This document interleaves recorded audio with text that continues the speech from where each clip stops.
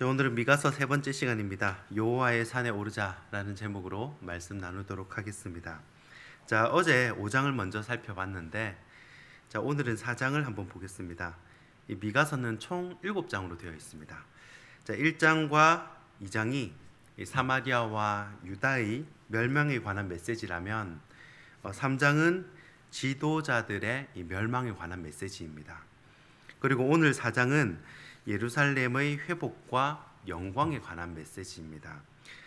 자, 미가서 자체는 예언서로 분류가 되기 때문에 내용 자체는 굉장히 난해하고 어렵습니다. 무슨 스토리가 아니고 역사 이야기가 아니라 예언이기 때문에 내용 자체는 어렵습니다. 그러나 이 미가 선지자의 활동 시기, 언제 활동했는지 활동 시기를 한번 떠올려 보고, 같은 민족인 북이스라엘이 아수르에게 망하는 것을 보면서 남유다도 망하겠구나, 심판의 선포가 이루어지고 또 그 이후 바벨론 포로 이후의 회복까지 선포한다는 것을 알 수가 있습니다. 자, 그리고 5장에서 메시아 예언을 하면서 메시아가 태어날 것이다 라는 예언을 하면서 이 남은 자의 희망은 최고조에 달하게 됩니다. 자, 4장에서 먼저 예루살렘의 최후 승리를 이야기하고 있는데, 자세히 읽어보면요, 사실은 그 과정은 순탄치가 않습니다. 자, 1절부터 4장을 크게 두 부분으로 나누어 볼 수 있는데, 1절부터 5절까지가 하나님께서 이루어 주실 평화에 대한 설명이고, 또 6절부터 13절까지는 유다가 포로에서 돌아올 것을 예언하고 있습니다. 자, 오늘은 이 두 개의 포인트를 잡고 본문을 살펴보겠습니다. 첫 번째는 말씀으로 인한 회복입니다. 오늘 본문 2절 말씀입니다. 곧 많은 이방 사람들이 가며 이르기를, 오라 우리가 여호와의 산에 올라가서 야곱의 하나님의 전에 이르자. 그가 그의 도를 가지고 우리에게 가르치실 것이니라. 우리가 그의 길로 행하리라 하리니, 이는 율법이 시온에서부터 나올 것이요 여호와의 말씀이 예루살렘에서부터 나올 것임이라. 아멘. 자, 역사서가 아니라 예언서이기 때문에 이 내용을 먼저 파악하는 것이 좀 중요하다고 생각을 합니다.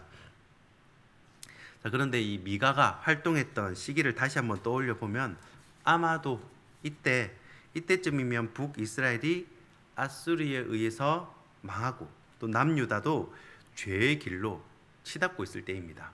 이 북이스라엘 보고 정신을 차리고, 우리는 저렇게 살면 안 되겠다라고 이제 반면 교사를 삼는 것이 아니라 그것과 무관하게 악의 길로 그대로 치닫고 있었다는 겁니다. 사람들은요, 북이스라엘이 아수르의 남하 정책 때문에 망했다, 그리고 지정학적 위치 때문에 딱 길목에 있기 때문에 망했다, 아니면 정치를 잘못해가지고 친애국 정책을 썼기 때문에 망했다, 여러 가지 이유로 설명을 할 것입니다. 그러나 선지자의 눈에는 이 불순종 때문에 망한 것입니다.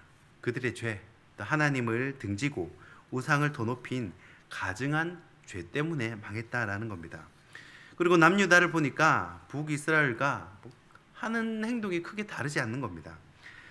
바벨론에 의해 망하게 될 것이 이 미가의 눈에는 보였던 거예요.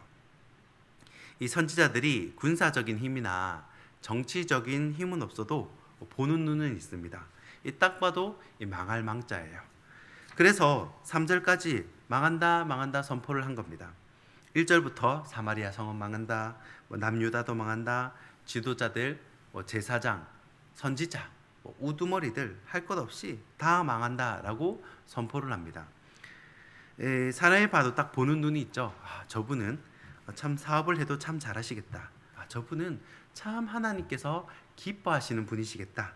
이런 식으로 느껴지는 것이 있습니다. 그런데 미가 눈에도 보는 눈이 있었다는 거예요. 보이는 것이 있었다는 겁니다. 자, 그러나 바로 회복을 선포합니다. 이 싸매시는 분도 바로 우리 주님이시라는 겁니다. 바로 회복을 선포하는데, 자, 오늘 본문 1절을 보시면요, 끝날에라고 기록이 되어 있어요. 그죠? 끝날에. 자, 이 말은 심판 이후에 새 창조, 재창조의 때를 말하는 것입니다. 다시 말하면 구원이 완성되는 때를 말하는 것이죠. 기독교의 구원은 메시아의 초림으로 시작해서 메시아의 재림으로 완성이 됩니다. 그날에 여호와의 성전이 있는 산은 모든 언덕 위에 높이 솟아 가장 중요한 곳이 된다라고 기록을 합니다.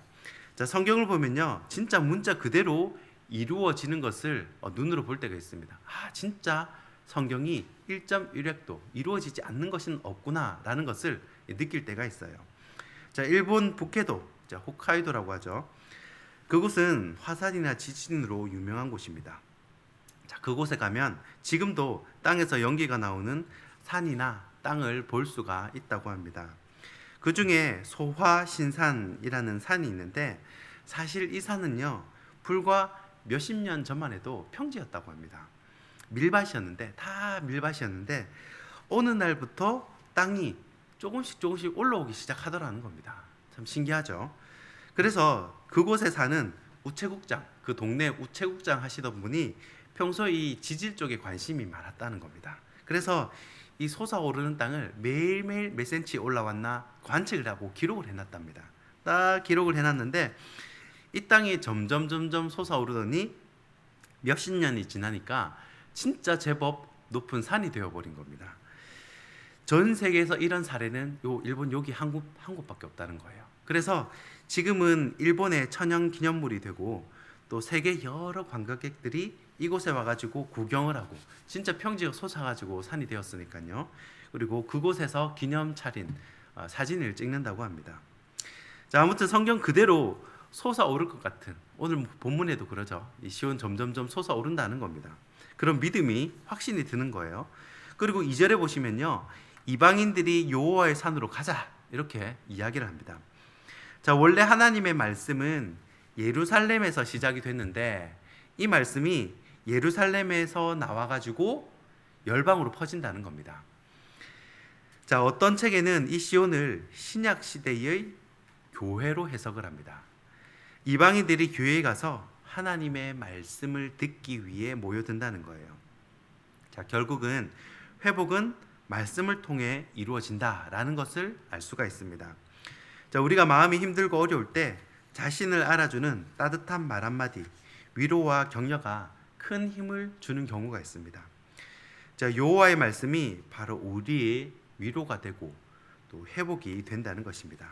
시온에서 나온 그 말씀, 예루살렘에서 시작된 그 말씀이 나를 살리고 민족을 살리고 열방을 살리고 또 저와 여러분을 살리는 생명수가 되는 줄 믿으시기 바랍니다. 두 번째는 바벨론에서 얻는 구원입니다. 오늘 본문 10절 말씀입니다. 딸 시온이여, 해산하는 여인처럼 힘들여 나을지어다. 이제 내가 성읍에서 나가서 들에 거주하며 또 바벨론까지 이르러 거기서 구원을 얻으리니 여호와께서 거기서 너를 내 원수의 손에서 속량하여 내시리라. 아멘. 자, 앞서 8장까지 시온에서의 평화, 회복을 말씀하셨다면 이제는 다시금 현실의 삶으로 돌아오게 됩니다. 자, 우리가 은혜를 받고 또 시온에서, 교회에서 하나님을 처음 만났을 때는 여기가 너무 좋고 또 평생 여기서 살고 싶고 세상에 이렇게 좋은 데가 있나 싶다가도 현실의 삶으로 돌아오게 되면요, 녹록치 않은 것이 우리의 인생입니다. 그래서 오늘 본문 9절과 10절에서는요, 이 현실의 삶을 해산하는 여인의 고통에 비유를 합니다. 사는 것이 그렇게 힘들고 어렵다라는 것이에요. 남들 보기에는 멀쩡하게 사는 것 같아도, 남부럽지 않게 사는 것 같아도 속으로는 사람들마다 이 해산의 고통을 다 가지고 있다라는 것입니다. 이 해산의 고통에는 11절에 나오는 그 사람들의 수군거림, 이 포함이 됩니다. 이방 사람들이 수군수군대고 망하기를 바라고 이런 이방 사람들의 괴롭힘도 포함이 돼요. 그런 괴롭힘들이 마치 해산의 고통 같다라고 느껴지는 겁니다. 우리가 교회에 와서 말씀을 받고 영의 생수를 마시지만 이 세상 사는 것은 바벨론 포로 생활과 비슷하다는 겁니다. 대부분 안 믿는 사람들, 다른 신을 섬기는 사람들이 우리 주위에 있고 사방의 적이고 우겨싸임을 당하는 기분이 들 때도 있습니다. 그래서 교회를 무너뜨리고 시온을 무너뜨리려고 이 애를 쓰는 겁니다. 그러나 하나님은 다 계획이 있으시다, 생각이 있으시다라고 오늘 말씀은 기록을 합니다. 나중에 그 이방인들은 타작마당에서 곡식단을 타작하듯 그렇게 손쉽게, 얼마나 쉽습니까? 곡식 다 모아놨는데 그렇게 손쉽게 그들을 치실 것이라 라고 말씀을 합니다. 우리는 그때까지도 잘 인내하고 버텨야 하는 것입니다. 본문 10절 말씀처럼 이 땅의 삶은 성을 떠나 들에서 사는 것과 같습니다. 예루살렘을 떠나서 바벨론에서 사는 것과 같습니다. 그러나 그곳에서도 하나님은 원수의 손에서 건져 주시겠다라는 이 회복의 말씀을 미가를 통해서 오늘 저와 여러분에게도 허락을 하시는 겁니다. 말씀을 정리하겠습니다. 하나님의 속성 가운데 하나가 약한 자를 들어서 강한 자를 부끄럽게 하시고 또 불가능한 상황을 가능한 상황으로 뒤집는 것을 좋아하십니다. 마치 스포츠로 말하면 역전승을 좋아해요. 막혀있던 홍해가 갈라지게 하고 굶어 죽게 생겼는데 세상의 하늘에서 음식이 떨어지고 이런 일을 너무너무 기뻐하신다는 겁니다. 약한 자로 강하게 하시며 고통에서 구원으로 패배에서 승리로 이끄시는 그 주님을 의지하며 오늘도 승리하는 저와 여러분이 되길 주님의 이름으로 축원합니다. 기도하겠습니다.